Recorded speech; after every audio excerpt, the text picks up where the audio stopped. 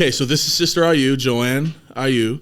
When I started this, or when I started thinking about starting a podcast again, you were the very first person that came to mind. I feel so honored. Yeah, well, I think it's, how do I say this? I think this is no shade to my bishop, because forever he will be my bishop. But I think because everyone loves Bishop so much, and he does so much not only for our ward but for our community, for kids, for young adults too, being at BYU, he does so much. He has his hand in everything that everyone sees him, right? And it's not to say that no one sees you, but I think the reason why you came to my mind first is because if Bishop can be as great as he is, then there has to be more of a reason why he's in the position that he is.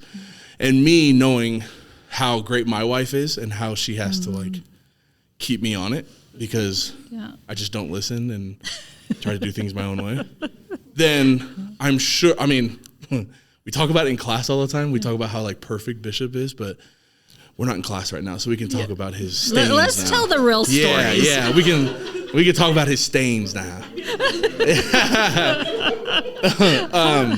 But you were the first person that came to mind because of that. Because I haven't heard anything bad about Bishop, and obviously he is just naturally a very good person.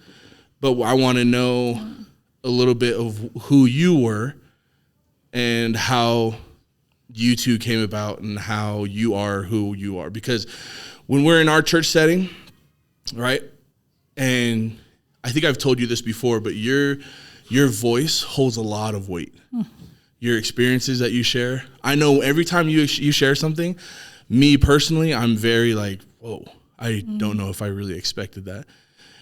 We'll get to that a little bit later. But for starters, I want to know where Sister Ah You came from. So take us, I know a little bit about where you're from, but I'm going to ask a lot of questions because I'm super interested in this. I love it. So where are you from? First of all, thank you, Seth. Of course, no. Thank you for the opportunity. I think this is really awesome. Anytime you can share a story and have others live and learn from it. Sure. I think it's really great. So thank you. Really appreciate that. Yeah. So my name is Joann Ah You. Yes. And so names mean a lot. So before I tell myself or tell everyone who I am, I want to tell you about your name. Okay. Seth. Okay. Do you know much about your name? A little bit. Yeah. This is actually really funny because because I remember me and Sophronia were dating, and I went to like a YSA, like I don't know what it was really, but I remember we were just fresh dating, and I remember the topic was Seth, and they asked, "What is Seth?" And I thought I was like super cool because I'm trying to show off in front of her ward, like. This is her new boyfriend. I know where my name comes from. That has nothing to do with what we're talking about, but that's what came to mind when he's brought it up. So I do know where it is, but I want to hear what you have to say about it. So I love names because it tells a lot about the person. And so Seth, and your parents probably know this, that comes from the Bible, from the book of Genesis. And it was Adam and Eve when Cain murdered Abel. The gift that God gave to Adam and Eve was Seth. And so it's the name Seth is of Hebrew descent, and they read from right to left instead of left to right. Sure. So there's the characters on it, but it's actually pronounced, in Hebrew it's pronounced Set. So it's SH is the first character, and then underneath there's this little thing, and it's and then the last character is T. So it's the Hebrew pronunciation is Set, but it's gone through Greek and whatever all the way down to English. Sure. So now it's Seth because they didn't have a way to say the TH. Okay. Anyways, so but the Seth is a gift from God or compensation. And compensation. So Seth was the Lord was compensating Adam and Eve for the loss of their son Abel. Interesting. I didn't know that part. Yeah. Yeah. Isn't that really neat? Yeah. So you are a gift from God to your family and to your parents, and I think to all of our community. When you were telling me about lowly pursuit. I was like, this is really awesome, Seth. I'm so proud of you for pursuing it. Sure. And for gathering people. I think it's a commandment to gather. So to gather people and to lift one another and support one another, I think it's really awesome. Thank you. That's cool. Yeah. So that's your name. Wow. Thank you. Yeah. And you really are a blessing to all who know you. And so thank you. Anytime Seth speaks, I'm like, I even told my husband, I ought to go to his Sunday school class. Nah, yeah. I really want to go to the Sunday school class. So I really do enjoy your classes. I do learn a lot and I feel the Spirit. So it's really awesome. So that's you, That Seth. is dope. Thank you so much. I didn't know. Seth, yes. I mean, a gift, was self-explanatory. And also, too, you are a gift. No, I was just kidding. But that's really cool. Yeah. That is so dope. I didn't know that. Also, too, the Noah comes from the lineage of Seth. Okay. Yeah. Yes. And so there's real power in the name and in that lineage and in you as well. So wow, really that awesome. is really cool. Yeah. Growing up, I'm gonna throw some shade on the name right now. Just when I was a child. Yeah. Growing up, I hated it. Oh. I did not like it. Oh. But if you look over to my parents, right? Yeah. When I grew up in the Psalm 1 ward when I was really young, with all my cousins and them, like I was the white boy. And then getting older and moving to the Balangi ward later, or completely moving to a different city. I remember my first day at this school. I remember kids were asking me where I lived, and I told them where I lived. And I remember this one kid looked at me and said, "You live over there?" And it was two completely different. Like I wasn't enough in this one, wasn't enough in that one, and then on top of it, my name was Seth. Yeah. And so growing up, I hated it. But we talked about this last week. I finally came to grips with like trying to like find my footing in who I am, and understanding that like who I was trying to be enough for in this area and that area, and finally trying to find like being enough for myself kind of thing. And one of the first things I had to come to grips with, it was really young age, and it sounds really stupid and kind of surface level, but was my name. I really struggled with that when I was young, because growing up in the Psalm 1 ward, I wanted to be all these cool Psalm 1 names. Junior, when I thought was well, no, definitely not that. Sorry, Junior, I love juniors. But when I was young, I think my siblings did too, but I really struggled with that. I really was mad that I was named this and I look this way, but now looking back at it, right? Because now I'm like, I love it. Yeah. I think I'm proud to say what my name is and who named me and for what reason. Should be. It's a great name. But it's a journey. I struggled with it. Yeah. But I'm 33 and I just learned something new about my name. I think that's cool. Thank you. I think it's really awesome. So that's dope. So thank you, Seth. No, thank you. Okay, so my name, Joann Ah You. One of the pictures that I sent you has a woman named Joann Haslam, Joann Hunt Haslam.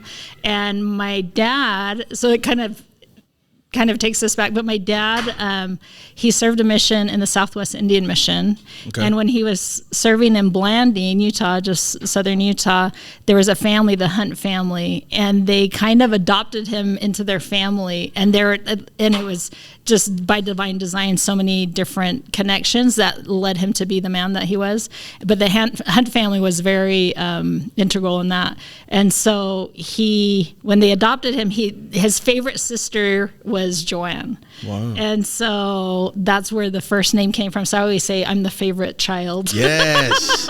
Yes. I'm like, sorry guys. No, yes. No. You two are a gift. Yeah. Both of us. My dad loves all of it. He loves all of them, but Joann specific was from her. And so you'll see one of the pictures where I'm sitting on the couch and Chaz is off to the side. He's just little. Yeah. That's my Aunt Joann. Wow, and so that's cool. It's interesting too. If you look at us together, I have a lot of her features, even though it's not blood relation. Sure. Yeah, I look a lot like her. And so I'm really proud of that name. I always say it's kind of an old lady's name, which, anytime you hear of Joann, it's an old lady's name. So I'm getting there. But my nickname is Joe. Sure. So, those that know me just call me Joe, not Joann. Malia is actually plumeria. It's the plumeria flower. Okay, yeah. And that was my dad's favorite flower. So that's like double favorite. Dang, right? Look at you. And then Kalauli is my maiden name, but Kalauli comes from a longer name, which is Kalauli Pa'uliuli Auheo Kekoa. Okay. And they shortened it. It means warrior who fights from the trees. And so that's where I get my little feistiness from sometimes. Ask my husband about it. There's a little feistiness in me. and then IU, which I'm super proud of too as well. There's a lot of goodness that comes from that family, from that name, for my husband.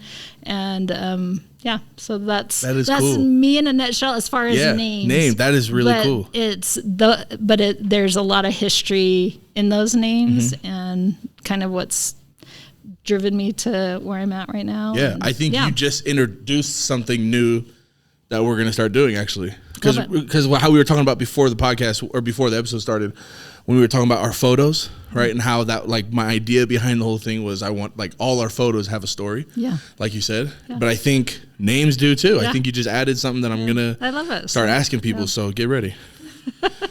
I love it. Cool. Very cool. Yeah. Okay. So where did you grow up? So my dad was a seminary teacher. So after his mission, Grandma Hunt really encouraged him to go to school. He was just going to go back to Hawaii and become a police officer. Okay. And she's like, you need to get an education. So she made him fill out the application for BYU and he got in.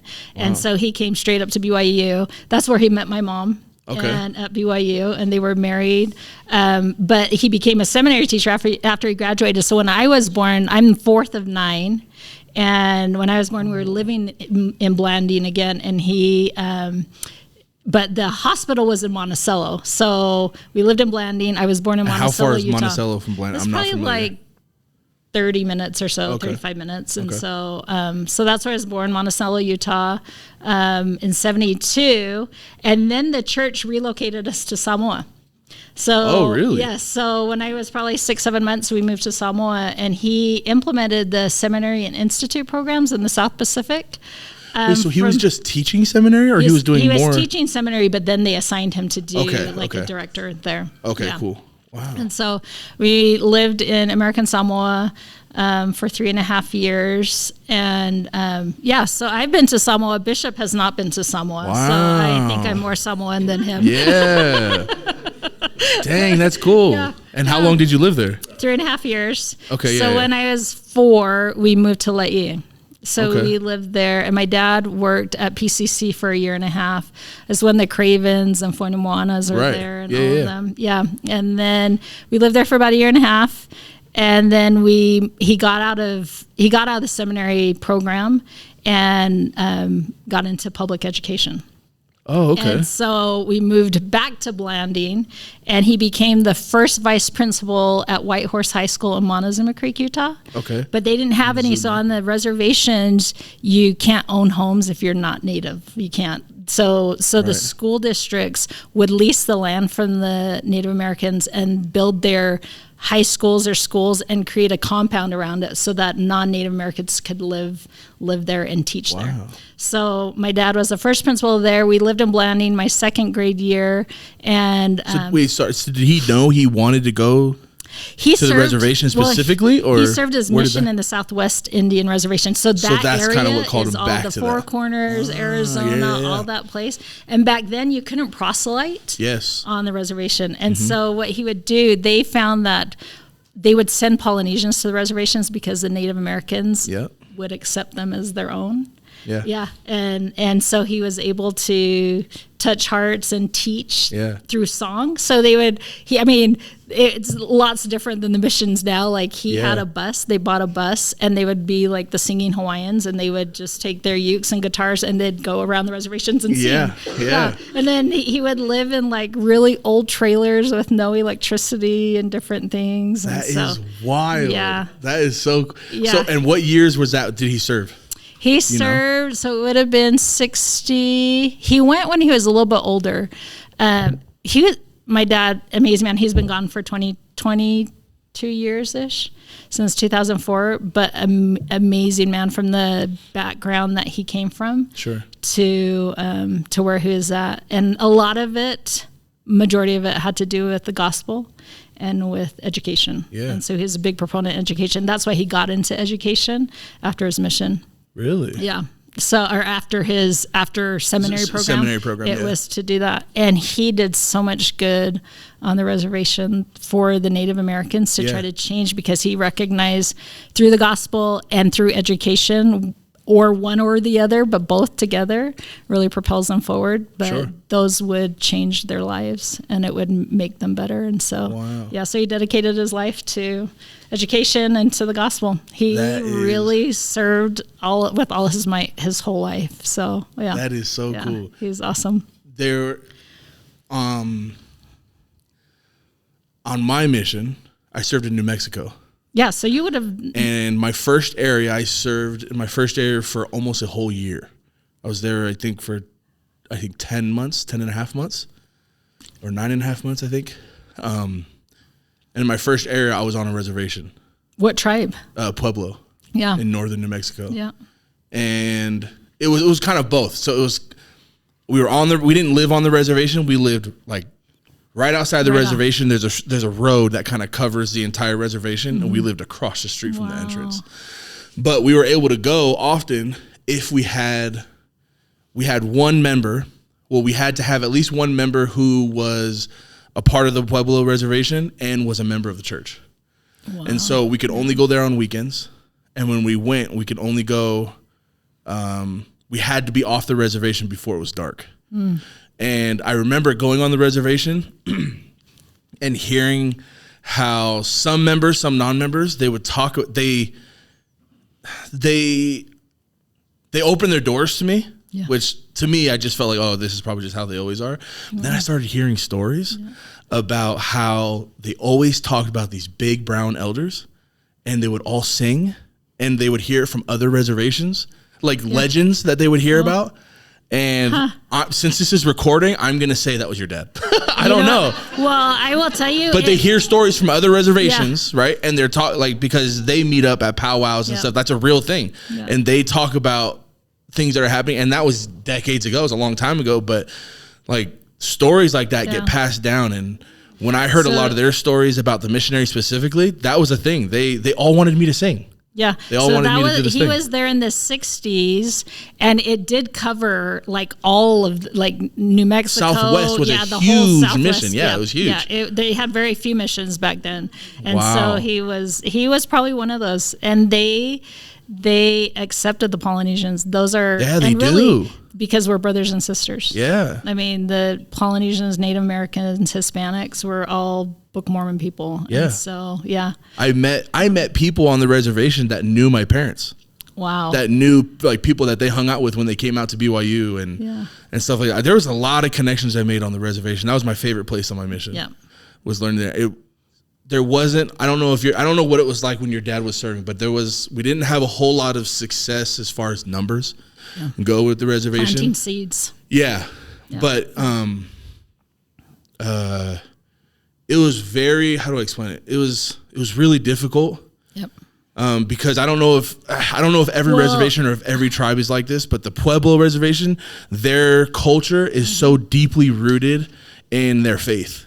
They're very spiritual people. Very spiritual people. All of them are very spiritual, and a lot of their beliefs coincide with the Book of Mormon beliefs. Yes. And so sometimes even the Hopi people, they have very similar beliefs as far as undergarments and the way they bury their people.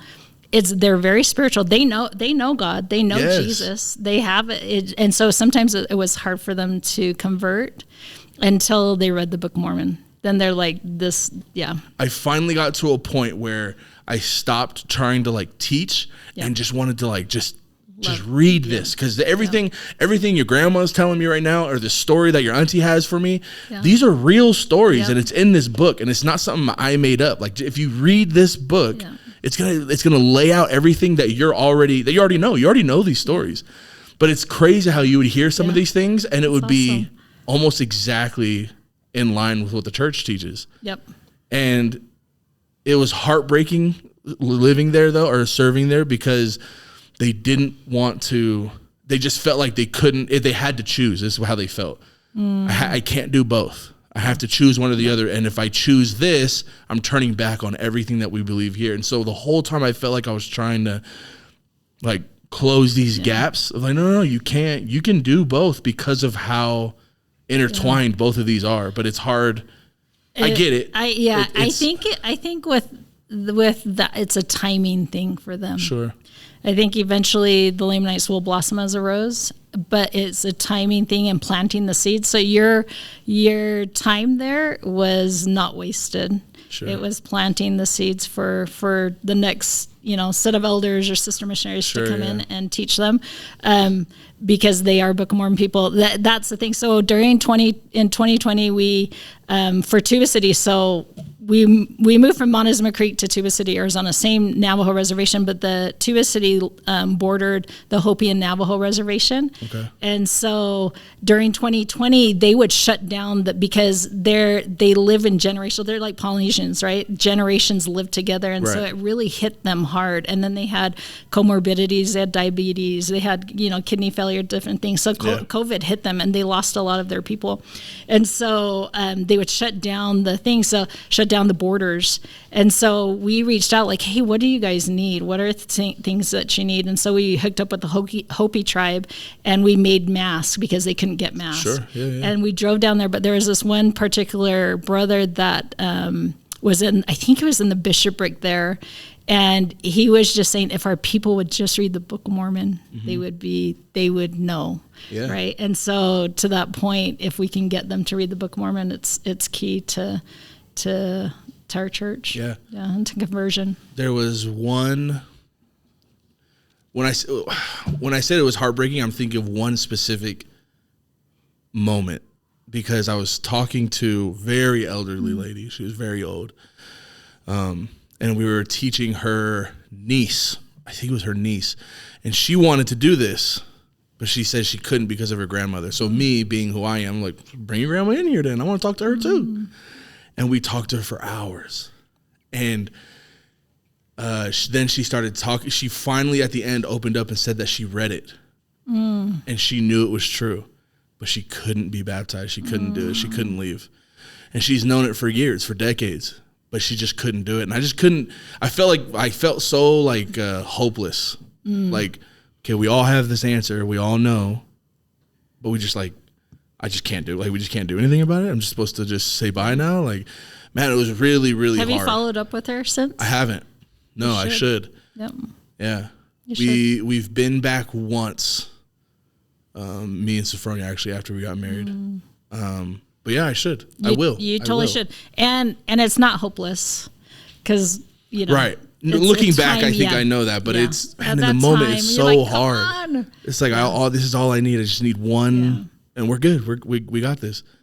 But yeah, it was really difficult. But I don't regret my time there. I loved it. Yeah. I loved being there. They were so open and everything. They're beautiful people, beautiful culture, beautiful land. Yes. Sometimes I know people would you look at that and be like, it's desert. Yeah. But there's so much beauty to it, and it's their home. Yes. And there's times where I do this with Hawaii too, and I do it where my mom lives, but I get so homesick for the reservation. I will listen to, and my husband, sometimes I will listen to powwow music. And to me, it's it's nostalgic, but it connects with my spirit. And he's like, sure. He didn't grow up with it. So I was like, it's just beating a drum. And I'm like, no, it's not. Yeah. But it's such a beautiful spiritual culture. They're very connected to Mother Earth. Mm-hmm. They're very connected to taking care of the earth, which the Polynesian culture is that way too. Sure. And that's God's culture, right? This is the earth that I gave you. Please take care of it. Yeah. But they're beautiful people. But yeah, so so that's where I grew up from second grade. So in second grade, we moved to Montezuma Creek from Blanding, and that's only about 45 minutes away. Right. Four Corners area, but it's on the reservation. Blanding's not on the reservation. Oh, okay. And so my dad became the principal of the high school that second year that it was open. Wow. And so he was the principal from 79 to 1989. I'm assuming you guys were like welcomed, right? Like it doesn't sound like we were with you guys not being part of the reservation. Yeah, and it was very small community. But my dad was very open. He had become the bishop down there too. And then my mom at some point was the seminary teacher. Wow. And then they grew the seminary program enough to have a full-time, like release time seminary. And really the school from 7th grade to seniors there were about 350 kids, so it was very small, and they traveled in. They had buses that had to go pick them up. There were still people who didn't have electricity, running water, so the buses would go pick them up, bring them in. Yeah, you'd be familiar with that on the reservation. Crazy. Yeah, and so they'd have activity buses that would wait till 6:00 and then take them home after all the sporting events. My dad was a big extracurricular activity person, so anything sports, drama, speech and debate, anything that would develop the students and the youth, he was all for. Wow. Yeah, he was such a great principal too. Just all for the kids. Yeah, it was really awesome. Yeah. So then I guess it doesn't matter then that you weren't Native American living on that reservation, right? I mean, no, it still shaped you. Yeah. Well, my mom is Haole, Palangi. Right. My mom is Caucasian. Oh yeah. So, but my mom grew up in the middle of the Paiute reservation, so she was very familiar with Native Americans. Sure. And she was always a lover of the Native Americans. She was always so close with them and loved them, and so she was accepted as well into that. There were things that happened, but for the most part, they loved her, and she was so loving and serviceable, and just did everything she could to love on them, and so they were that's probably why you guys were so accepted too and so welcomed, because they could probably feel how much of service your parents were. Yeah. Right. And so my dad was really good about pulling in the community. Yeah. So in majority, I mean, the LDS community was was the minority down there, but there were also there was pioneer heritage even in Montezuma Creek. There were the church, because they sent them out to everywhere, like Hole in the Rock, Moab, Blanding kind of thing, but even to Montezuma Creek. Across from the chapel that they had built was a little graveyard with a few of the pioneer children that had passed away there. And so there's pioneer heritage too, that, they were trying to get the gospel out to. That is cool. To everywhere. So, that is cool. But he became the bishop there, and my mom, bless her heart, was, Relief Society president, primary president, and all the things, and seminary teacher, and my mom is a saint. If she's a saint. She's an amazing woman. Yeah. That is cool. So in 89, we moved to Tuba City, Arizona, and that's where I graduated in 1990. I didn't know where that was, and when you sent those photos, I looked it up on Google Maps. It's in the middle of nowhere. Yeah. There's nothing around. Yeah, no, there's nothing around. For miles. But Tuba City also has pioneer heritage too. They have a bunch of buildings that pioneers built there. Yeah. So there's a lot of heritage there. So Flagstaff's probably the biggest. Yeah. Okay, I saw that. City. I was just trying to scroll out. Yeah. So what's the next thing? Yeah. That you can hit? And Flagstaff was the closest thing. Flagstaff, and then Page, where Lake Powell is. Right. Yeah. Page, to the north. Yeah. And so it is in the middle of nowhere. Okay. Yeah. Yeah. So I loved it. Okay. So then loved it. You living there and being raised there, and then now, fast forward to however many years. How has living on a reservation or learning what you learned there, how has that played a role in your life? I mean, everything in your life, raising kids, your marriage, your faith, whatever. I think I had an amazing childhood. Like very simple, like we'd go play in the puddles, and we'd have these mopeds that would try to, fix and ride around the neighborhood. And we also had a big Polynesian community that came down. So my dad would seek out Polynesians that knew graduates from BYU that were Polynesian, and he would bring them down. And so I don't know if you saw the black and white picture I don't know if you can see him, but there's a black and white picture, and I'm on the end. And so he started a Polynesian club. and we would on the reservation. On the reservation. So at the high school, and all the students would join. He would teach the culture. There was Auntie Noelani Tahu, Uncle Hector. We had the Nauhinis that lived down there for a period of time. Yeah, I know that. Brian and Ephraim Te'o and David Te'o, they lived with the Nauhinis during that time. Is it this one right here? Yeah. Yeah, no, that one's, sorry, that's another black and white one. That one's in college. Oh, okay. But it was we were performing this one. So I'm that little girl way in the back. And then this is my sister Jenny and Amma and Loke Tahu. Loke actually works at Costco here. I see her every once in a while. But their parents have since passed. That is crazy. Yeah, and so we would dance, and they still taught us our culture. And then the Tahus were Maori, and so we just, did everything. And we'd travel around to different schools and do assemblies and whatnot. But during the summertime, somehow we got a gig at Lake Powell, and we would exchange a luau for a houseboat for a period of time. Yeah. And so we had no money. I mean, my dad he's an educator, and we had 9 kids, and we had foster kids in and out of the house all the time. And yeah, we'd get to still go to Lake Powell and enjoy our time during so Bullfrog on the Utah side is where we would go. Yeah. That is crazy. Yeah. Your life really is a movie. It is all over the place. Huh? Yeah.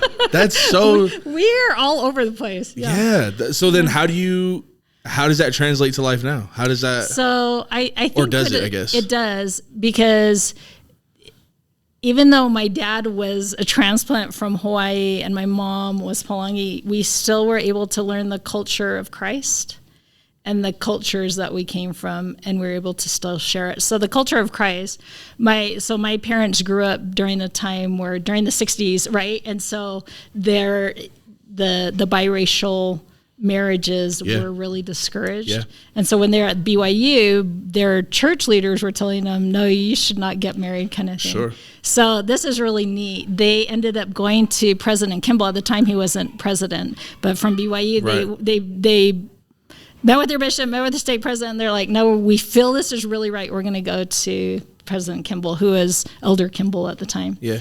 And in fact, I wish I had that picture. I have a picture in President Kimball's chair. Wow. When I was a little girl.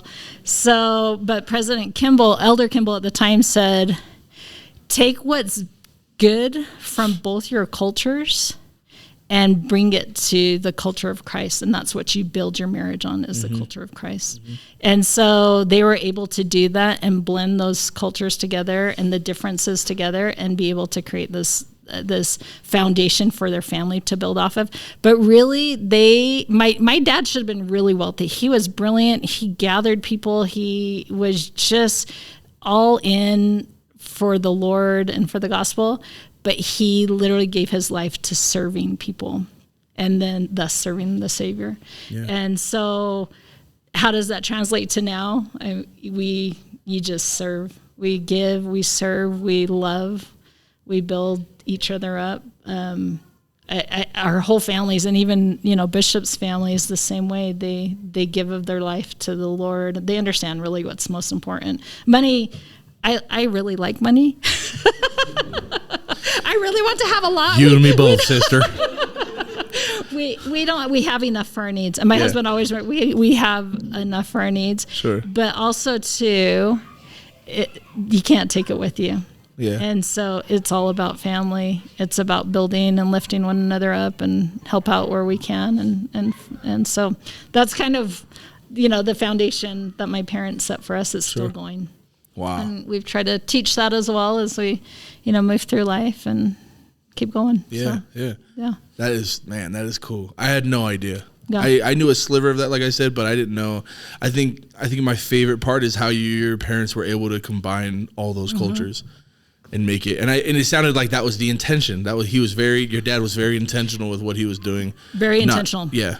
And not only cultures, but also different people. So even different religions. So he would hold a non-denominational at the high school, he'd just opened up the auditorium, and we'd have non-denominational Christmas devotionals. Wow. And so we'd have all the pastors, and there were multiple even in that small town, we had multiple churches, and we would just gather, and everybody would preach their sermon, so and it was really awesome. We'd sing Christmas carols and Christmas songs and praise the Lord. It was really awesome. Wow. So, yeah.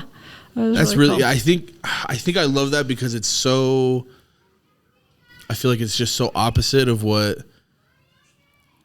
I don't want to say the rest of the world lives, but I don't think I've ever heard a story like that where you bounce to these places and it kind of just all mixed together so well. When, like what I was just talking about growing up, like how I had like an identity issue with who I'm hanging out with, but who I am and what I look like and what my first name is and how that's kind of opposite from what my last name is. And dang, that is beautiful. That is really cool. Yeah. I mean, I love my parents. I think I put a picture of them, in one of the pictures, but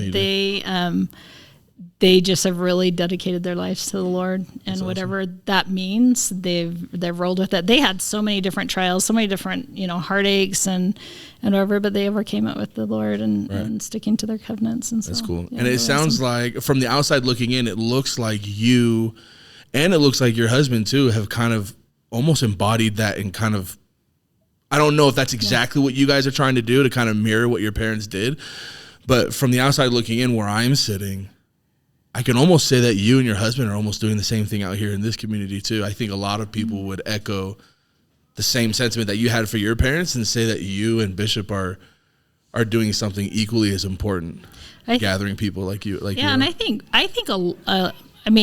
most of the members in the church, I think, are trying to do that, right? Sure.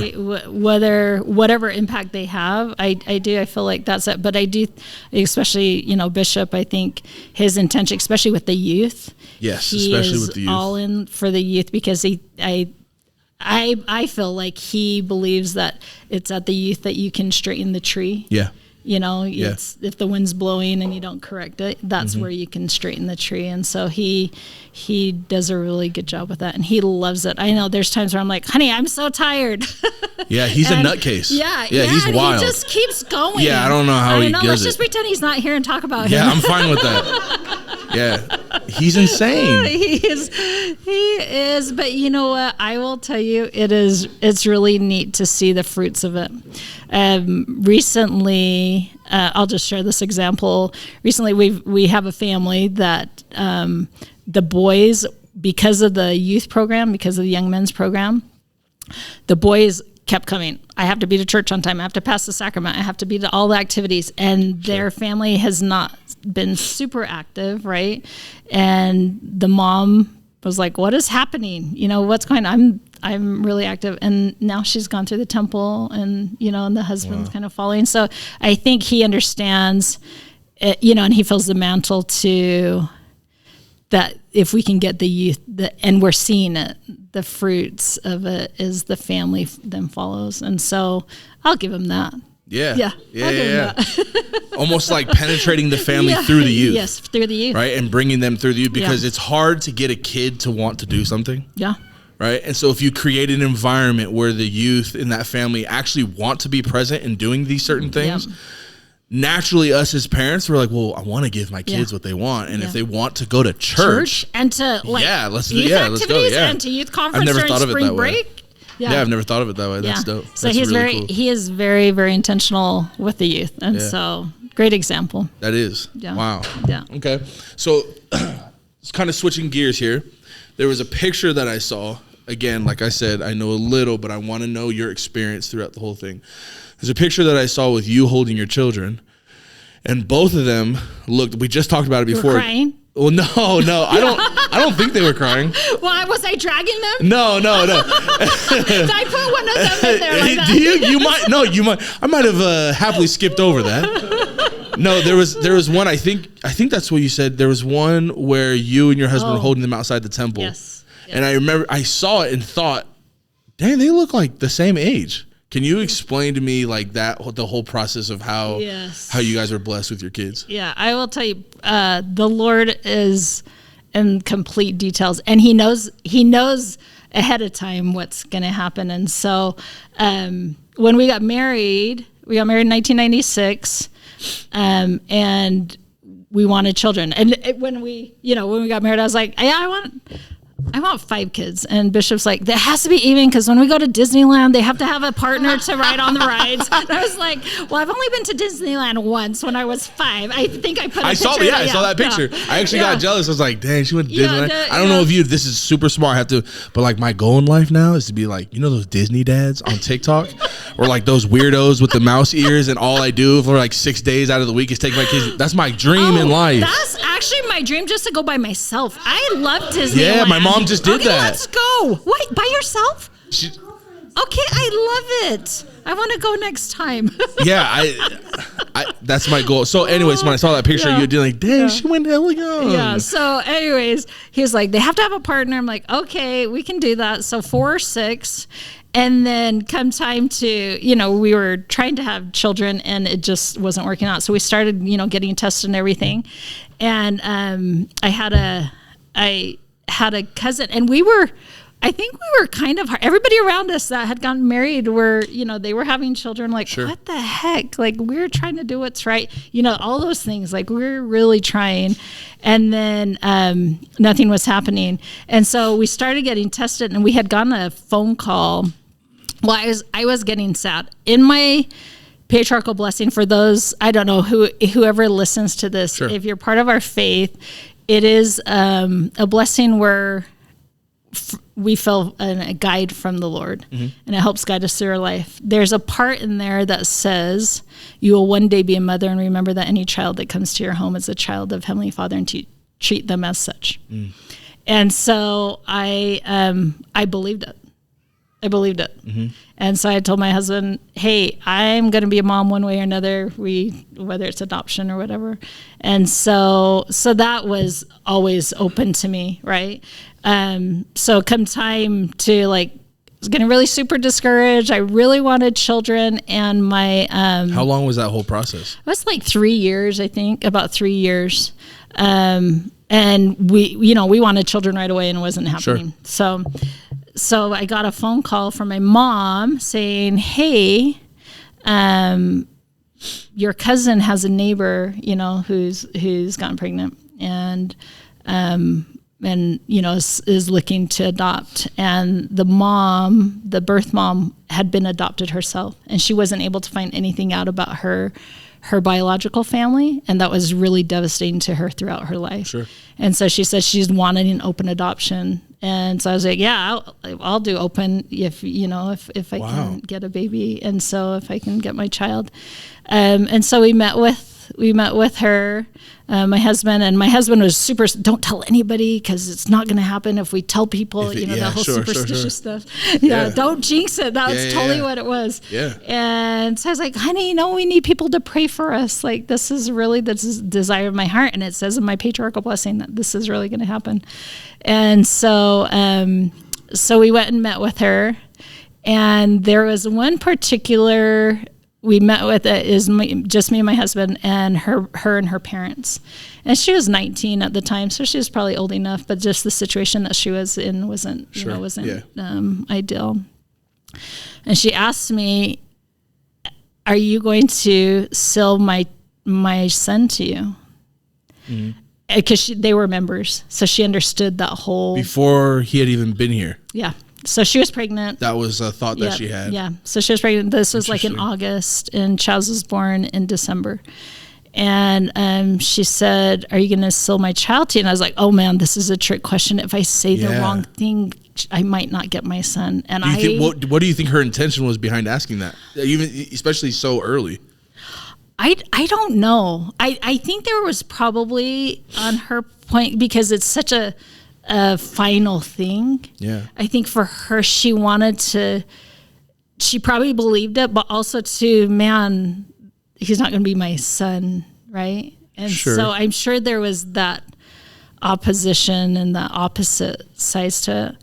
And so literally the words came to my mouth and to my mind, because I was not smart enough at the time to really vocalize this. I said, yes, we will, because that's what we believe. But if we all do our very best. Yeah. The Lord will make it all right. And we really will all be sealed to the same family through the power of the priesthood. Yeah, I don't know where that came from. Yeah. Like that, but that's what came. And you could see just the peace, and you could feel the peace. And so we finished that conversation. The next day she called. She's like, "This is your son." Yeah. Wow. She said, "This is your son, and do you have a name for him?" And I said, "Yeah, my husband's had this name for his whole entire life that he wants to name him." Yeah. And I didn't really have a choice in the matter. Sure. My choice was the middle name. Okay, yeah. And so that's what me and Sophronia did too. Whatever we like, she chose the first name, I chose another. Yeah, we did the same thing. Yeah, it was really awesome. And so I said Chaz, and so she's like, "Okay, I'm gonna try to call him that." She's like, "I've tried calling him, all these names. That's not his name." Sure, yeah. And so probably a week or two later, she said, "That's him. That's his name." Wow. And so she just felt complete peace. And from that time, from then till when he was born, so that's July to December, I was able to go to her doctor's appointments with her, and I formed a really strong relationship with her. What she wanted, she was really. Even though it wasn't an ideal situation, she was very spiritual, and she knew this is what the path was for her and for her child and for us. Sure. And so she was really gracious to us. I got to go to all the doctor's appointments with her, and I actually got to see him be born. Wow. She was very kind to me. She wanted me to have as much as a motherly experience that I could have. Yeah. To experience that. So she's very gracious and very kind, and I'm indebted to both our birth moms and love them so very much. Wow. And so, yeah. And so that's how Chaz came to be. What the heck? Yeah. Yeah. And we awaited his arrival. He was like my best friend for he still is one of my best friends. I even told my husband, "Yeah, Chaz could just come. You don't need to come today." I love my husband if too. You really want to. But I anticipated, this is I was supposed to be a mom. One day you will be a mother. And that was one of my dreams, and one of my purposes on life was to be a mother. And so that fulfilled it to a certain extent until Zion came along. But yeah, I got to be a stay-at-home mom for a couple of years. And so those first 11 and a half months until Zion came along, it was just him and I. How long you said? 11 and a half 11 months. and a half. Yeah. And Zion came. Yeah, and then Zion And was the process similar? So the process, Heavenly Father, completely another gift. It just literally. Because you hear these horror stories. I don't know if I call them horror stories, but these super long, stressful. Sophronia has a cousin. They were traveling to New Zealand for years, trying to get this adoption process happening. We have family that had the same thing. They went to Tonga and did the same thing, and was years and years before finally even signing a document, anything like that. And the adoption process, so really one of my dreams was to become an attorney. Oh, wow. It hasn't happened. So that I could do pro bono adoptions, because I understood the intricacies of the adoption process and how they were so super expensive. Yeah. They weren't for us. Literally the Lord just said, "Here's your children." Wow. That's through adoption. Here's your children. Because he had a promise to fulfill. Yeah. So I'll go back to I'll go back to prior to the adoption, and even before we found out. But I'll go to Zion first, and we'll backtrack. Yeah. So 11 and a half months later, we get a phone call. It's on Thanksgiving Day. Okay. And it's the same cousin. She had another neighbor who had, and she's like, "Hey, where does this cousin live?" Sorry. Love my cousin, yeah. Just here in Utah. So it wasn't very far away. Yeah, here in Utah. And so, and in fact, Chaz and Zion's birth grandmothers were visiting teaching partners. But, just life happens and things happen, and we get into situations that, that probably aren't the best, but the Lord will always make everything right. If we just try our very best, He will bring it back to where it needs to be and compensate us. like Seth. And he will compensate us. And so, such a beautiful thing. So Thanksgiving, we were sitting around a table. I get a phone call. They're like, hey, we have another birth mom. Can you meet her tomorrow? And I was like, what, tomorrow? Okay, yeah, we can meet her, because you never know. Like, being an adoptive parent, you never know when that next opportunity is going to come. And so we're like, yeah. And I would have been happy if it was just Chaz. Like, I would have been completely satisfied and felt fulfilled if it just ended because there. I was a mother. Right. And then, so I was like, yeah, we'll totally meet with them. So we went and met with Zion's birth mom. Oh, so it wasn't something that you guys were seeking more. It wasn't like you guys were, so the call on Thanksgiving was out of the blue. Yeah, out of the blue. Wow. My cousin had told me, oh yeah, we have another neighbor who's looking at adoption. But I thought she wasn't due till February. This is November. Yeah. And so I was like, yeah, we're always interested, kind of thing. Sure. And then it's like, oh, actually she's due in a couple days. So. Oh, dang. Yeah. Yeah. You want a baby? We can drop her off in the next 2 weeks.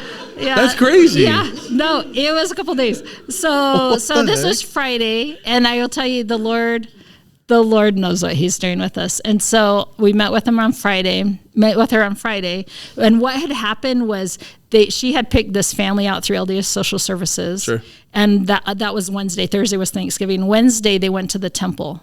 And they came back to LDS Social Services, and they said, I'm sorry, she doesn't belong in our family. She belongs to another family. And so the birth mom's like, what the heck?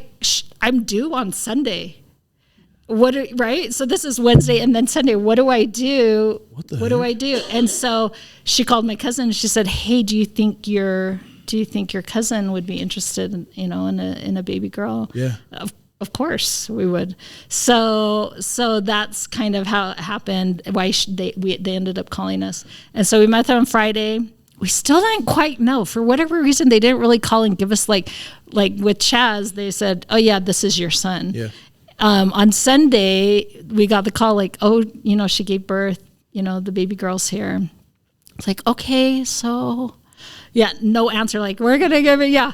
We just weren't quite sure. We didn't have a definitive answer. And then come Tuesday, Bishop was at work, and he was working at Capital Building Materials at the time. And so he's driving boom trucks, and he's out in the field delivering building materials. In fact, he delivered building materials to Timpanogos Temple. That's his claim to claim. Cool. Like, I like. You see that right there? You see that building? Yep. That's me right there. Yeah. Just this side, just this south end of the wall. That's mine right there. He always was like, kind of delivered and so anyways, at the time, okay, this is where we're going to back up. Okay. Because this kind of leads into to the serving. So prior to us even knowing we're going to adopt, I was serving as Relief Society president.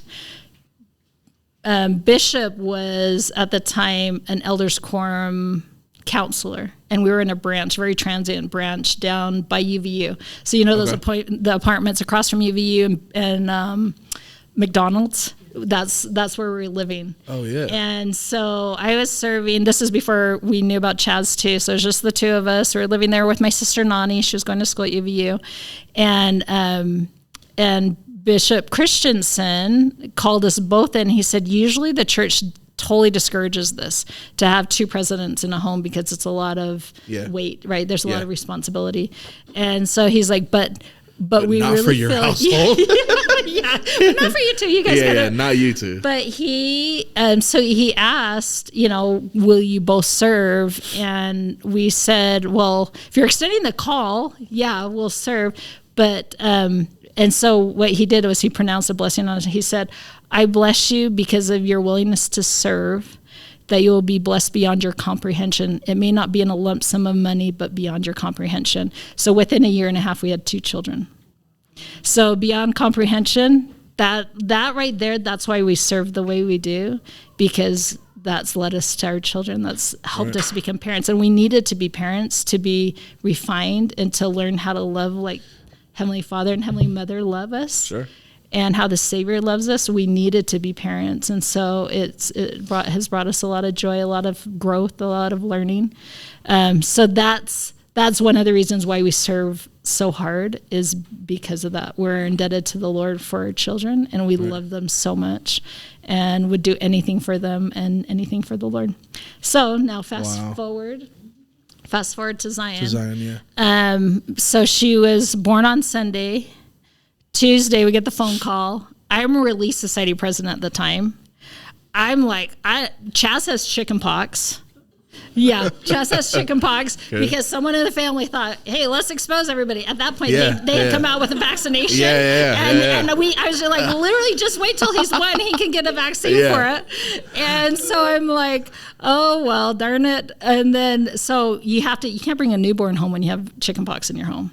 So I had to kick my best friend out, and I was so sad that Chaz was going out. What the heck? And so my mother-in-law, bless her heart, came to pick up Chaz and had to take care of him for a week. So, and then I called my mom, and I was in tears. I'm like, Mom, I don't know. We got to go pick up this baby. And my house has to be disinfected. I have nothing for this child. And so I don't even know what car seat Chaz went in, but we took Chaz's car seat. Like, sorry, son.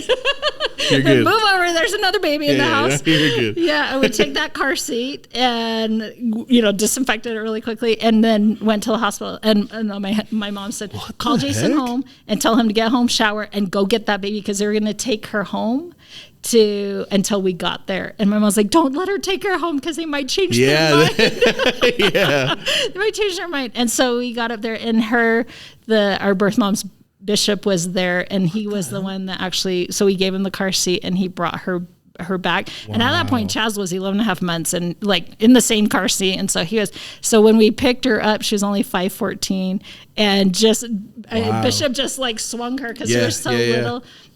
But she was very olive skin. At the time they're like, she's perfect in your family. She's very fair. Yeah. Has green eyes, blue. Yeah, green eyes. She had like really blonde hair when she was little. Yeah. But it was the funniest thing to see Bishop running off this little blonde girl. It was. But we have felt so blessed and we can see the hand of the Lord in every step of the way, even though some of the struggles haven't gone as everyone has struggles. It's just life.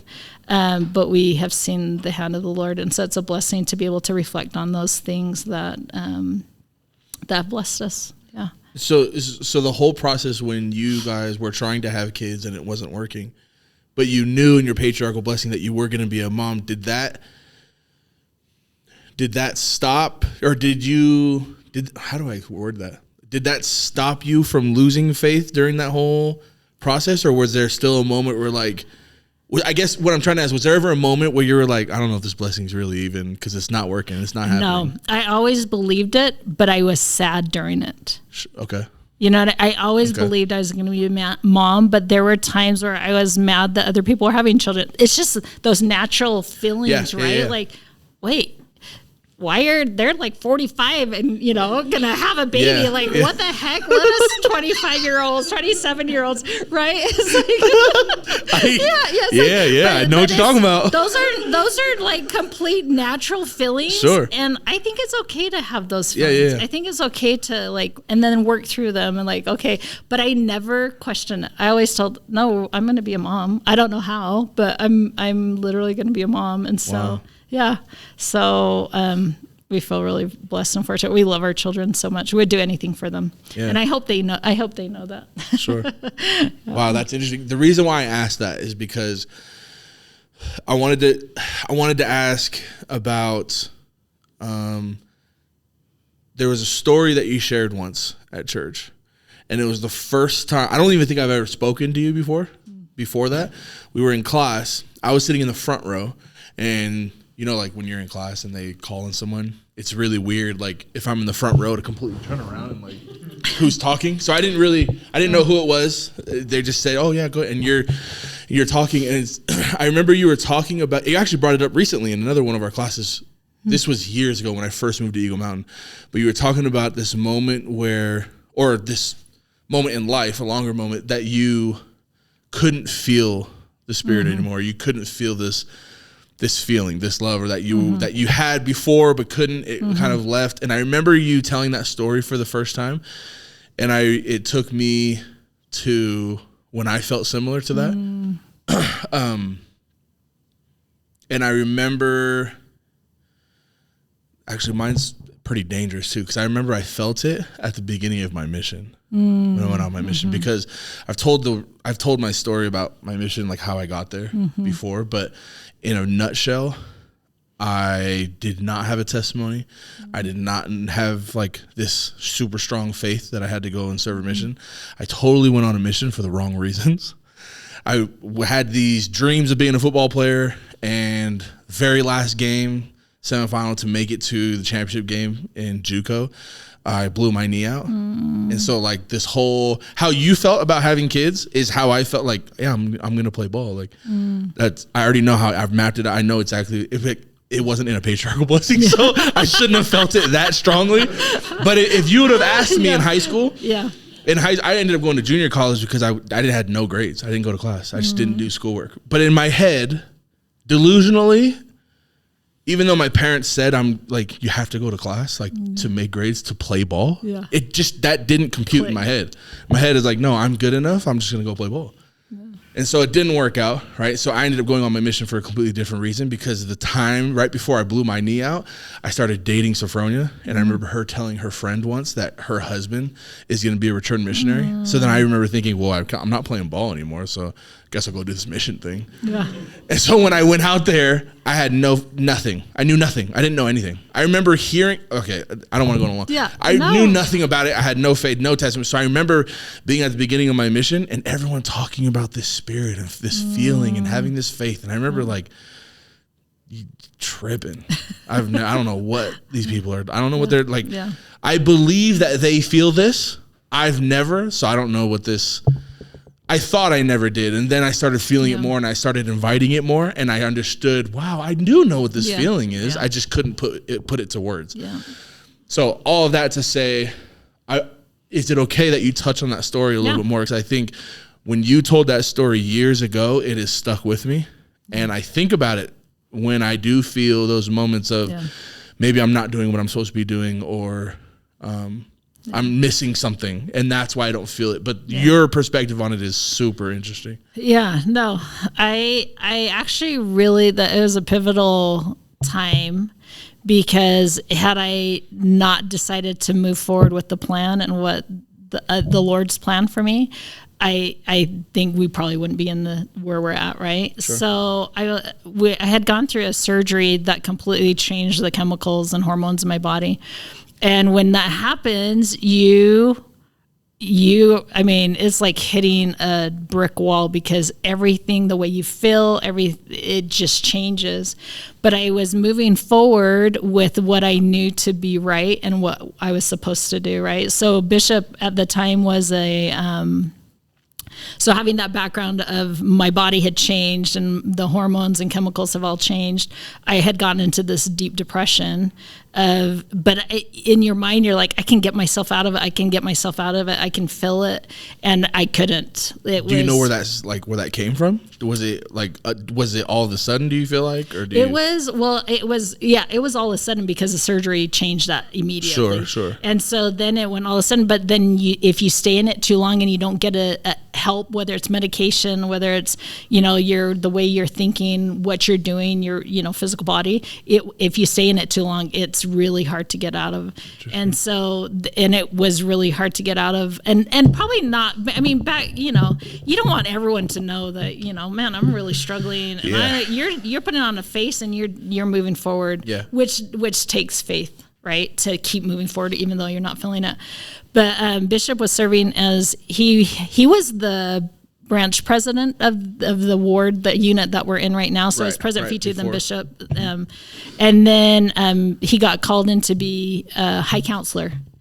And at that time, I was a temple worker. We were temple workers in the Provo temple. So we'd drive all the way from Eagle Mountain down to Provo. And we served, I think, for 5 years as temple workers every Tuesday. When we could, when the kids got older and had games and stuff, we'd miss it.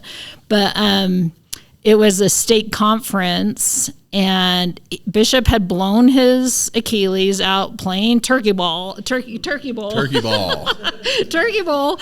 And I was like, oh, great. So Bishop loves games and he loves contraptions. And so he had this whole little, I just totally remember him proudly riding around his little scooter in state conference and wherever he'd go, he loves it. He just loves it. Anyways, but I remember it was a particular Sunday. So here we are. We have our 2 children. He's serving high council. We're serving in the temple. We're doing our very best that we can. And I cannot feel the Spirit.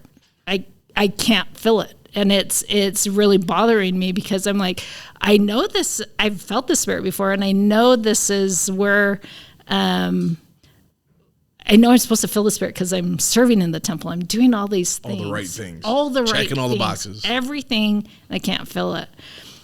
And so the Lord's so kind because he will give you little glimpses even in times of darkness and light in times of darkness to keep you moving forward. And that's what he did in this particular instance. So it was Sunday. It was state conference. We were meeting down on 9th East in Provo. And our ward or branch, it was the ward, our ward had been asked to sing in the choir. We're the choir for state conference, but we were sitting down because the dual chapel is really interesting, but we were sitting down in the thing. And the song that we had been asked to sing was A Child's Prayer. So the first line is, Heavenly Father, are you really there? So before we left to go to state conference, I was not feeling it. And I'm like, why am I even going to church? I know I need to go to church. That's the right thing to do. But why am I even going to church? I don't feel the Spirit. Sure. And so I remember looking at Bishop. I don't know if he remembers this, but for me, it was very pivotal and it's like seared in my mind because I made a choice that day. That was it. If I made the wrong choice, we would not be here. And I looked at him and I said, I totally see it. He sat in the closet. If I didn't know what I knew before today, I would never put on a dress again and I would never go to church. But because I know I knew it before this and I know I felt it before this, I'll put on a dress and I'll go till I feel it. So we drive down to Provo. He leaves. I drive down with the kids separate and we get there. And as soon as the kids sing the first part, because we're singing parts, the children sing, Heavenly Father, are you really there? And immediately I felt the Spirit. But nothing really changed. I still had to figure out how to get out of the depression. I still had to get on some vitamins and some medications to get me out of it. But that moment, I knew he was there and I knew he was aware of me and that this experience is just part of life. Like one of the main purposes of life is to be tested. That was a test for me. And I hope I passed. I feel like I passed it. Yeah. Right? And so is to be tried and tested to see if we will turn to the Savior. And sometimes we don't. And guess what? The Savior's still there. And then when we decide to turn to him, the atonement works in our life. And so, yeah. So that's it. That was the experience. How can you explain? Because I'm asking if you can, because I can't. How does the Spirit feel to you? How does it feel to feel that love that you were talking about? I don't know how to. What I'm saying, I don't know how to explain it. I don't know how to articulate it. I don't know how to put it into. I'm sure people feel it differently. But I don't know. I feel it. I feel it in multiple ways. And it's okay if you don't feel it in multiple ways or in certain ways. So I feel it in multiple ways. I think at that moment, I felt seen. Okay. That made me feel seen. It made me feel like I see you. And it probably, and then I felt loved. So when somebody makes you feel warm and loved, I think in that moment I felt loved enough to be seen, and not that all my problems were worked out immediately, but that I was seen and I was validated and I was loved in that moment. And so loved, but there's another way. I actually can hear words. There's times where I can hear words, and I will tell you this. This is kind of a fun and neat experience all in the same thing. So Bishop and I were married. We were driving down to family reunion down in kind of by Panguitch area. There, my mom's family has this ranch, and so we were driving down. So before we had children, Bishop loves his speakers, you know that, and loves his music. Yep. So when we got married, he had this white Toyota Corolla. Okay. And he literally had speakers all in the back, and he had a 6 CD changer in the back, and that's what he really impressed me with that. Yeah, that's what it was. Huh? I was like, if you could have music coming out of a Toyota Corolla, it was 6, and it was a stick shift. And, yeah, he knew what he was doing. He knew what he was doing. No, it was really awesome. Anyways, we were driving down, and he had gone off work. He was at Capital Building Materials still, and we were driving, and there's this stretch of road between Panguitch and where the ranch is at. And it was probably, he had gone off work late, so it was probably like 11 o'clock at night. Moon was shining, and so he was sleeping because he had been working all day. And he had a pillow in his arms, and, just sleeping while his wife's driving, in the middle of the night. And so I'm driving, and all of a sudden I see this creature, and I'm going probably 65 miles an hour. And I see that, and we always say prayers before we go on trips, right? Keep us safe, whatever. And so I see this creature, and I'm like, oh, holy crap, what is going to happen, right? And so what's your first reaction? What do you do? Well, when that happened to me, I just went straight. Oh, you went straight? That's what I did. Okay, what would y'all do? So, natural reaction. What should I do? I did not do what I should have done. Natural reaction is you slam on the brakes, right? Yeah. Yeah, like I'm going to try to avoid that. So I did that, but instantly it said, speed up or you'll go head on. The Spirit said, like those words, I completely remember, speed up or you'll go head on. And so, thank heavens I listened. So I took my foot off the brake and I floored it, and I started screaming, ah! And Bishop wakes up, he's like, ah! He's screaming. So we're both screaming. He doesn't know what he's screaming about. And we pass this, but at the end of the car, you could hear this little nick. Yeah, just clipped it. At the back of the car. And so we pull up to this gas station afterwards. He's like, what was that? I was like, I don't know. There was something coming in the road. We pull up to the gas station, and we look, and there's these little, like the antler hairs or the deer hairs at the back of the little window part. And so I hear specific words that will warn me, that will warn me. Yeah. And so there's different ways because had I not listened, we're not here. Sure. So the Lord's he's very kind to us and warning and, loving and helping us feel warm. So, yeah. What advice do you have for those who were in that same situation where they're checking all the boxes, they feel like they're doing what they're supposed to be doing, and maybe just things aren't working out the way they think they should be working out for them? What do you have? Like, what can they do differently, or what are they waiting for? What kind of advice do you have for them? One, be kind to yourself first. I think sometimes when we get into those situations, we're like, man, why can't I do what I used to be able to do? Why do I not feel happy? Why did I not? So be kind to yourself. Recognize that this is just part of life too. Like, it probably happens to more people than we know. Sure. And so, one, be kind to yourself. Two, President Oaks in the February devotional at BYU, he said, one of the 4 things he said was ask others for help.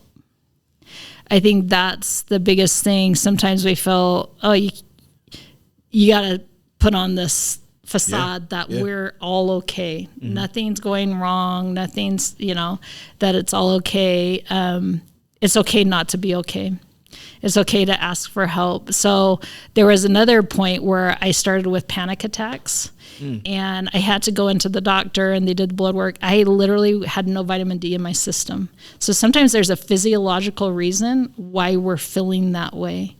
And sometimes the doctors can help us figure that out. Sometimes we might need a different therapy. Sometimes we might need just vitamins or a medication that will help until we can figure out how to work ourselves and learn coping skills and learn ways out of it. And so, and I will tell you, when chemicals and hormones change, it does something to you. And as women get older and their hormones naturally changes, there's some things. So all you men, be very well aware that as your wife gets older, there's some things. And my husband's been very kind to go with the flow with some of the things, right? Sure. Like, why aren't you as loving as you used to be, honey? Roll with it. Why all of a sudden are you maybe using some words you never used to use? Just roll with it. Yeah, right? And so, he's been very kind, and I've tried to help him too. Like, hey, if men come to you and their wives are struggling, there's real legitimate reasons to why they're struggling. Sometimes they can't handle, and as women get older, sometimes your mind can't handle the fast-pacedness of things that you used to be able to handle. And so to kind of be aware of that. So for women in particularly, validate, be kind to yourself, be kind to others, and then ask for help and be helpful to others.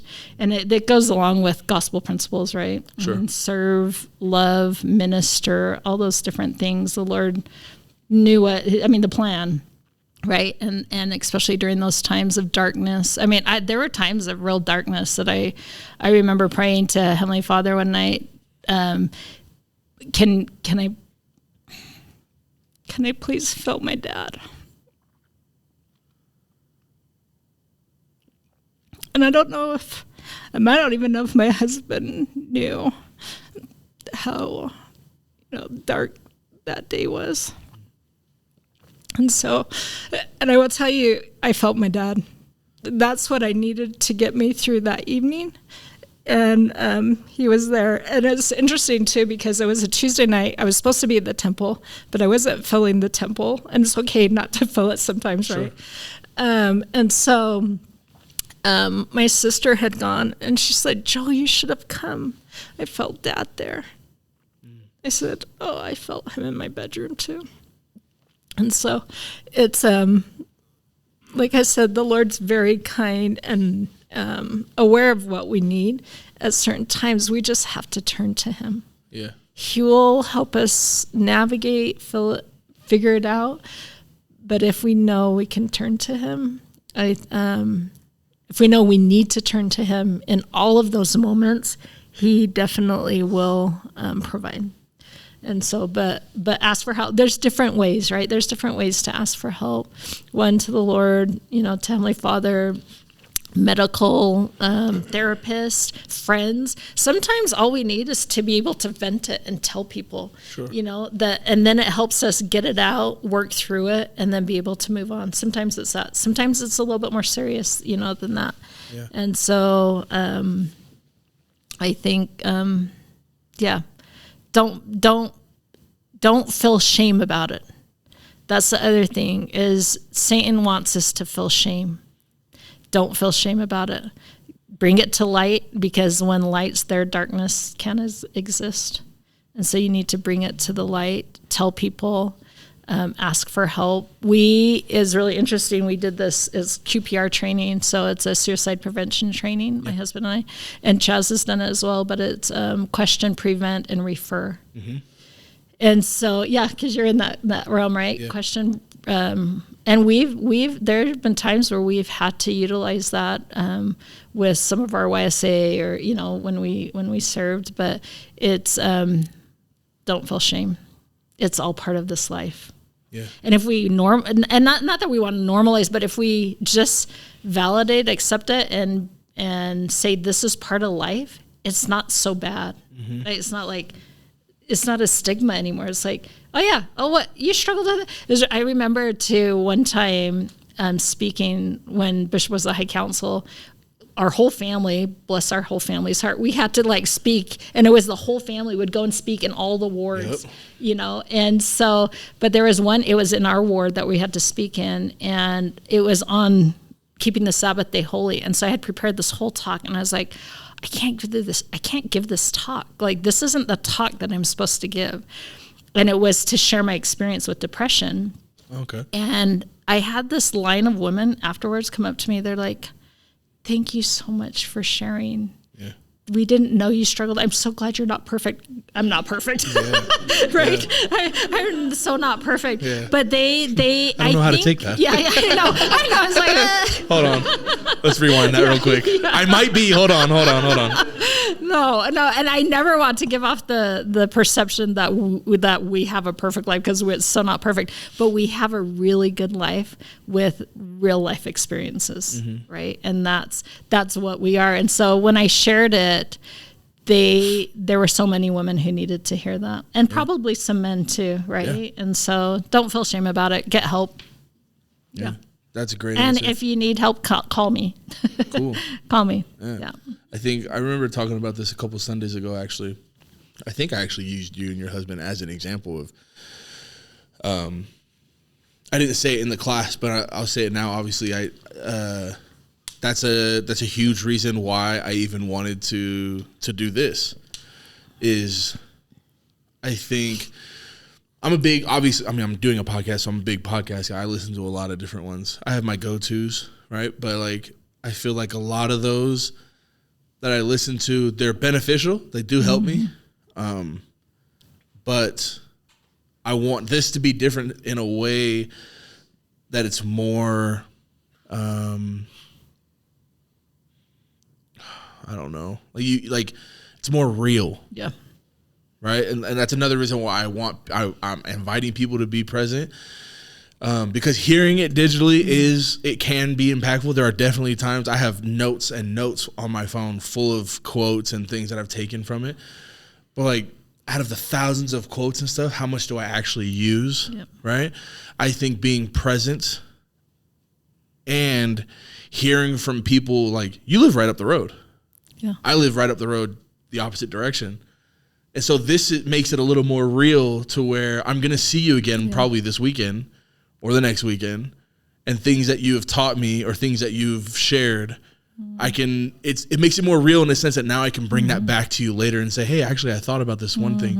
I could DM and like text, like, you know what I mean? Yeah. Like people on a podcast, but like, I feel like I'm so far removed from that it's almost not reality. Yeah. Even though they have the right intention, they feel like everything they're saying, it can be beneficial for people like me. I can put those things into practice, but this came to my mind because of that long line of women who were glad you were imperfect.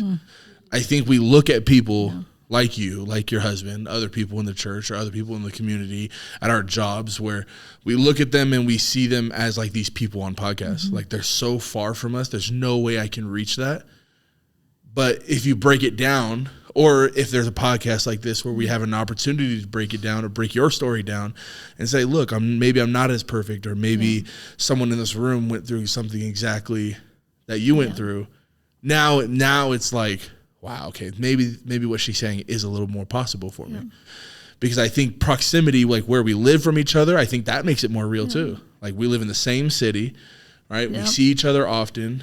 We may even work from not too far. Like, does that make sense? Yeah. Like, these things make it more tangible, more real for us to get through. Well, it connects us. Connection, right? It's complete connection. And I think that's really your goal, is to connect people to help one another out in life. And so, it connects us. Because I think you're right. I think we don't talk enough, right? I mean, I look across, I hang out with most of the people in this room often. Yeah.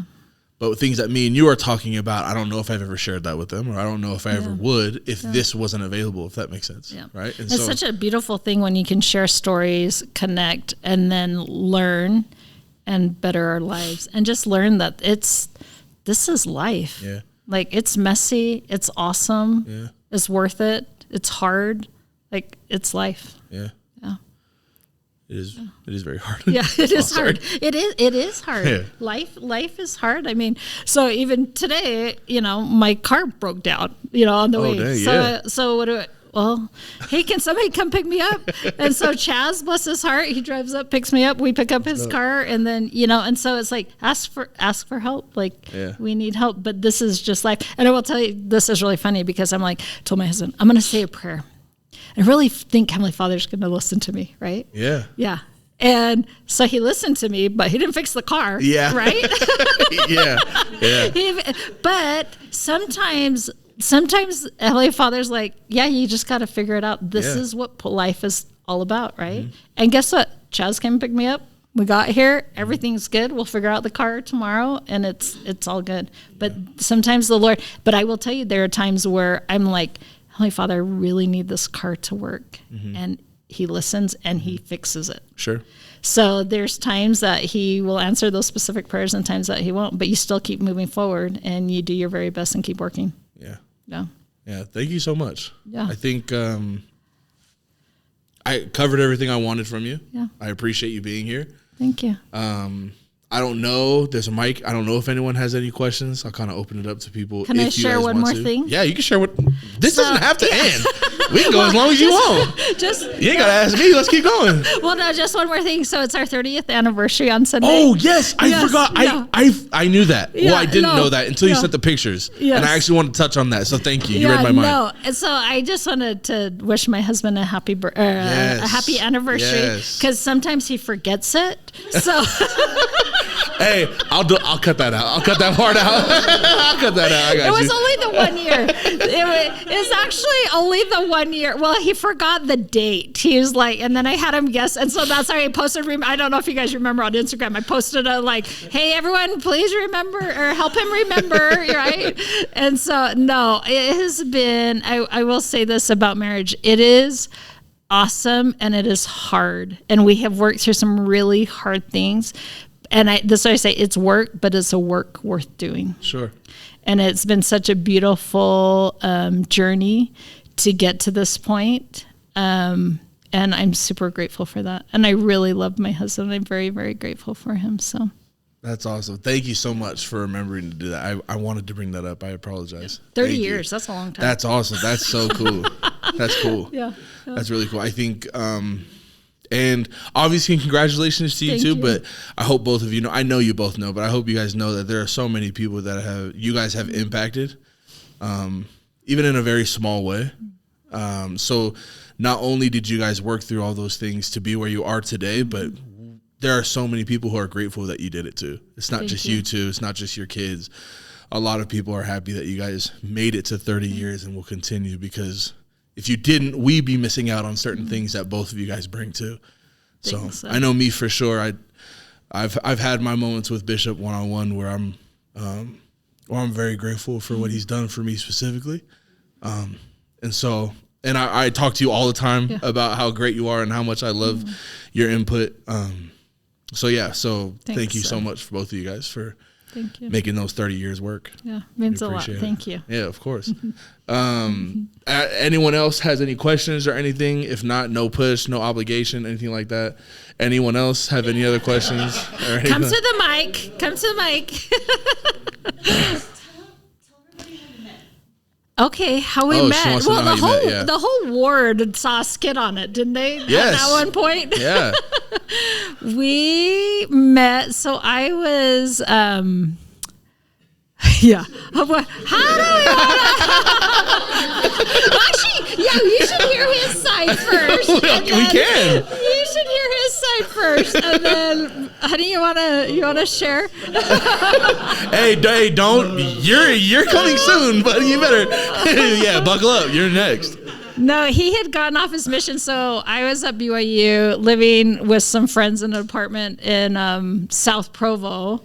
And he had gone off his mission, and his cousin, Irina, he was dating somebody before he went on a mission. Anyways, didn't work out kind of thing. And then his cousin Irina is like, oh my gosh, there's this really cute Hawaiian girl. You need to come and meet her. But I was dating another guy at that point. And so I actually think he was there when he came over to the apartment to see me. And So that's kind of how it happened. And then we dated, then we didn't date, and then we dated again, and then we got engaged and got married. So there's a whole journey in that. Yeah. But I will tell you that through it, in fact, I asked him, I'm like, yeah, how come you still love me? Like, why do you love me? And he's like, well, you're so beautiful. I'm like, is that it?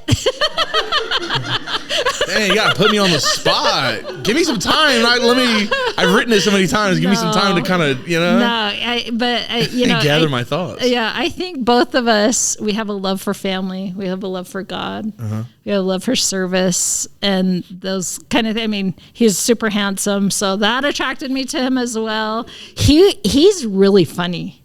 I don't know if you guys have seen him when he just lets it. We played this game called Make Me Laugh. So we'll say we should play it right now, honey.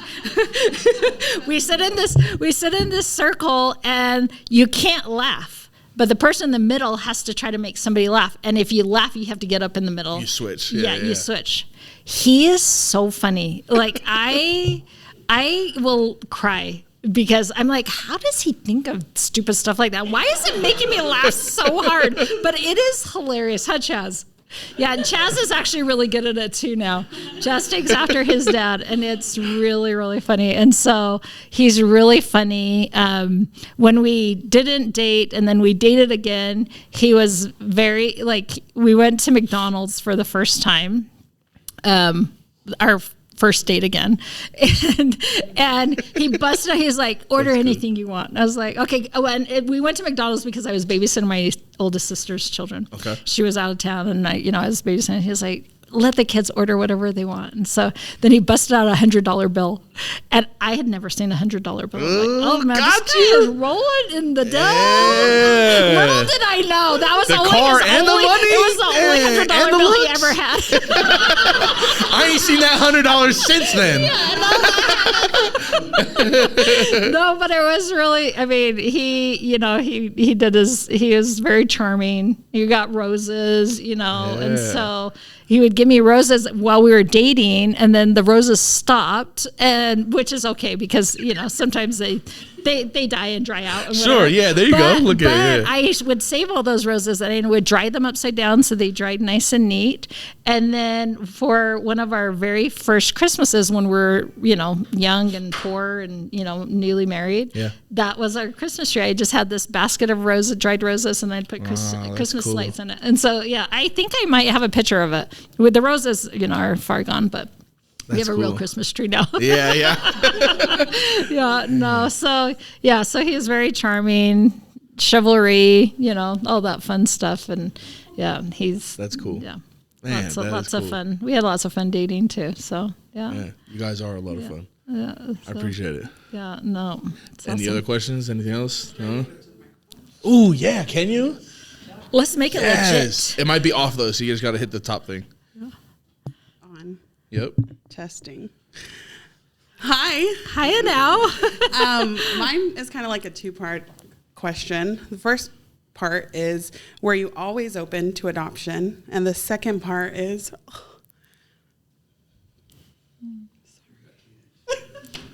Auntie has Kleenex. is what would you say to someone who wants to have a family? And I guess some advice on just like the different paths that make someone a parent. I'd love that. Now, thank you for that question. So adoption, I will tell you, is an eternal principle. And so it's a beautiful thing. You even think with the house of Israel, people are adopted into the house of Israel, right? So adoption. I've never connected the two. Yeah, so adoption is an eternal principle. And if you think about Joseph and Mary and Jesus, right? Heavenly Father was the literal father of Jesus, but Joseph was his adopted father. Yeah. Wow. And so adoption is such a beautiful eternal principle and concept that allows everyone to get back on track and builds families together. So it allows those who may not be in the right situation at the right time to allow them back on a path to get their life back to where they need to, and then allows the child to be raised in a loving family, you know. And so adoption's such a beautiful thing. I wouldn't do it any differently. I think it's another way for families to be created, and it's another way for things to be made right. And so adoption, I would do it in a heartbeat again, you know. And then second part was how families, the different paths of families, I think that's the beauty of life. The different paths that we come upon or that we create, it's such a beautiful thing. And so whatever that path looks like for you, own it, love it, move forward with it, and know that the Lord is very well aware of you, you know, and loves you and wants you to be happy and wants you to experience motherhood. And so own it. Yeah. Own it and love it. Adoption, like I said, I wouldn't do it any other way.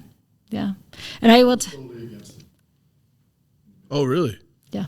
I didn't want to say that. I didn't want to throw him under. I throw him under the bus, but I didn't really want to throw him under the bus that way. Do you want to come to the mic, honey, or no? Yes. I didn't want to say it, but you tell him.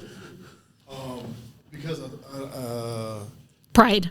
yeah, so she had asked me before when we first got married, would you ever consider adoption? I'm like, nope, not at all. But I wasn't in the mindset. I was like, well, it's just me and her. I'm sure I can live like this for the rest of my life. I was like, I need some children. She needs some children.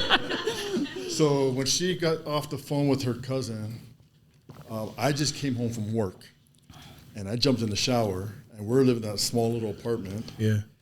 And I'm showering, and there's this shower curtain, and you couldn't see, and I could hear her open the door, and she's like, honey, what do you think about adoption? But I could hear it in her voice that this was like, yeah, you already know what's happening. the hot water is coming at me, and I'm like, hold on, say that one more time. The water, I didn't hear. Can we? What do you think? What is your thoughts on adoption? And I could tell in her voice that this was something. And I said, well, yeah, let's talk about it. I'm totally down, which was totally against my deal, you know. And she had told me what had happened. And, man, when my son was born, even the whole experience, right? Like, it was just, I've never experienced that before. It was totally different. My wife was going to the doctor's appointments and meeting with the birth mom, and we're having this relationship. Like, this is so, like, I've never, like, is this normal? Is this how normal people do this? Never thought that would be happening. Never happening. thought, right? Yeah. And the moment he was born, and she was in the room, and my whole family was outside, and my gosh, right when he came out and put him in my hands, it didn't even feel like an adoption. It felt like she gave birth, and it was our child and our son. And so, and then 11 and a half months later, I have a daughter, you know. And so I'm very eternally grateful for that opportunity. Sometimes Heavenly Father blesses you in different ways. And my wife couldn't have children, but we have children through someone else. Someone else's gift allowed us to have my son and my daughter. I do recall in that room, she was being discharged a couple days later, and it was a time where she had the opportunity, like, it's not final until you go to court. And so you have 6 months for the birth mother to the biological mother to change her mind at any time, right? And so we're sitting there in the room, and she's about to be discharged, and it was a small little room, and we're in our mind, we're thinking, oh my gosh, like, maybe she's changing her mind. She had asked, can everyone leave the room? I just want to spend time with Chaz. And she called him Chaz. I just want to spend time alone with Chaz. And it felt like it was hours. Yeah. And it probably was just a few minutes, but it felt like we're just like, oh, she's changing her mind. And one of the things that they said was, like, try not to breastfeed, you know, the baby, because there's a bond between the birth mom and day before we found out that she had breastfed, I was like, oh my gosh, It's over. This is over. This is not going to happen, you know. And then that happened, and then she kicked everybody out, and we're just like, uh-oh. When they opened the door, my wife and I were standing by the door, and it was a small room, and her parents were in there, I remember. And she got up, and she was just kissing Chaz. This is his birth mom. Just kissing Chaz and crying and crying. And the mom and the dad walked out, and then she took Chaz and she put him into my wife's hands, my wife's arms, and then she walked out. And that was probably the pure love of Christ I've ever experienced in my life, where a mother gave her son to another mother. And man, that changed my life. And so I'm so very blessed to have my son and my daughter. They complete us, and I'm so grateful for it. But that was it on adoption. So I'm a pro adoption. 1,000%. Yeah. Right, let's go. Well, so since he brought that up, let me tell you what I said to him when he said he was against adoption. I was like, well, then I got to find me a different husband because I'm supposed to be a mom. That's happening, yeah. And so I'm to keep trying.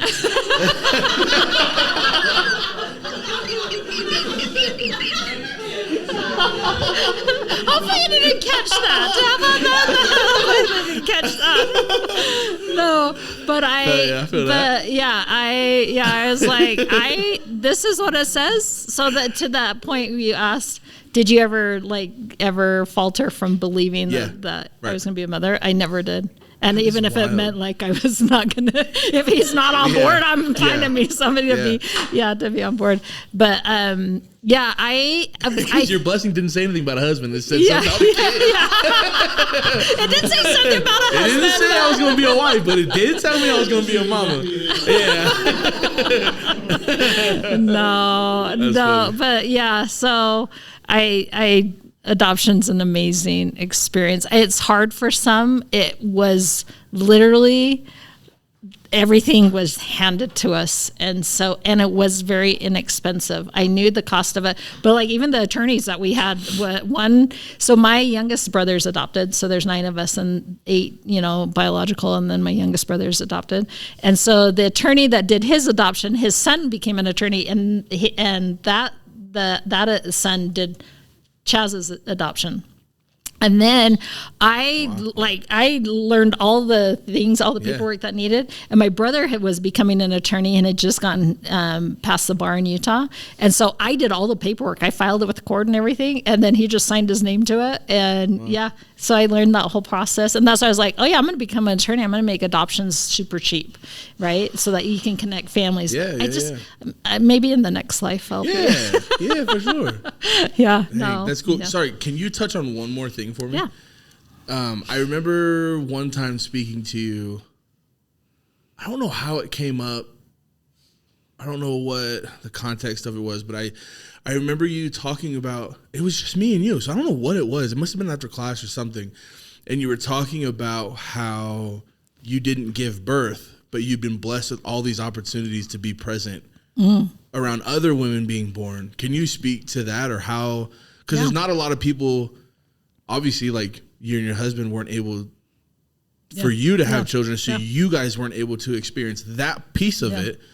But people don't even, like, there's a lot of people that don't even get that, and how you were able to still have children and still experience, like, through other women. Does that make sense? Can you speak to that? My oldest sister, I was living with my oldest sister when she had her first baby, and she's like, I just want it to be me and my husband. You can come in, and then when I give birth, you can go out.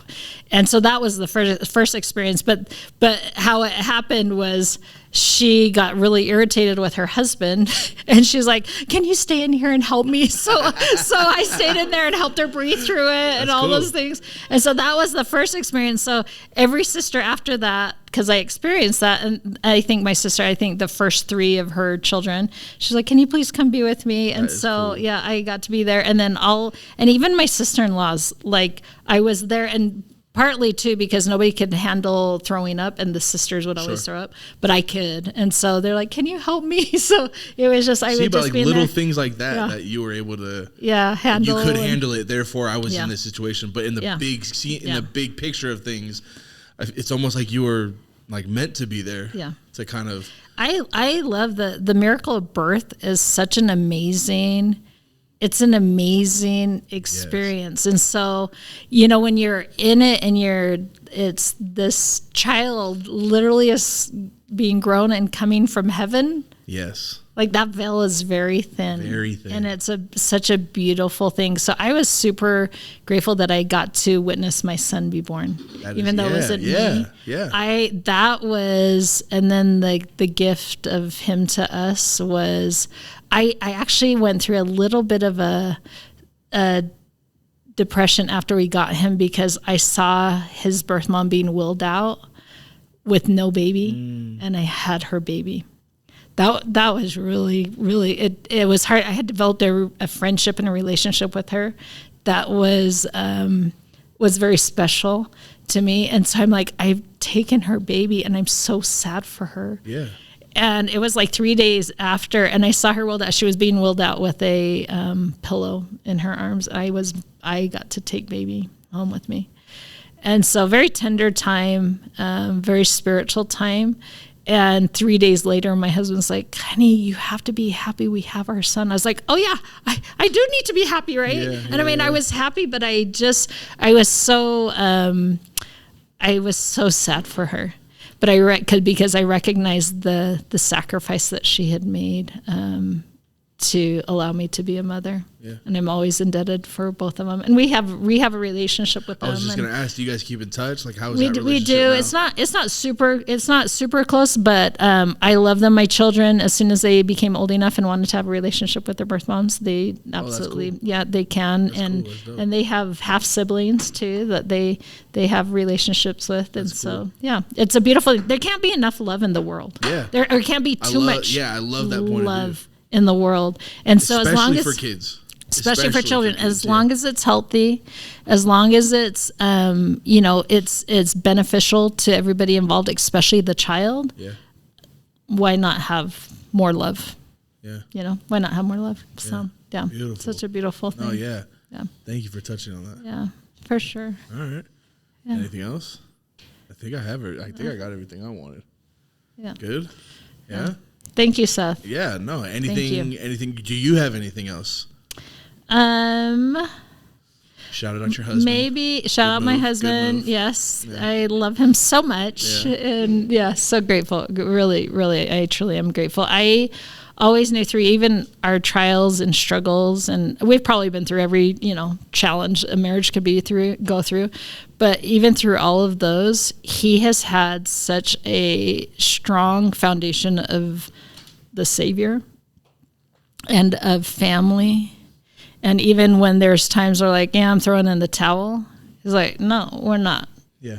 We're not doing, we've made covenants, right? We've made covenants that we are going to stick to and we're going to move forward. And so I'm grateful for him for that. He has a very strong mind. He's growth mindset. He is and so it moves us forward.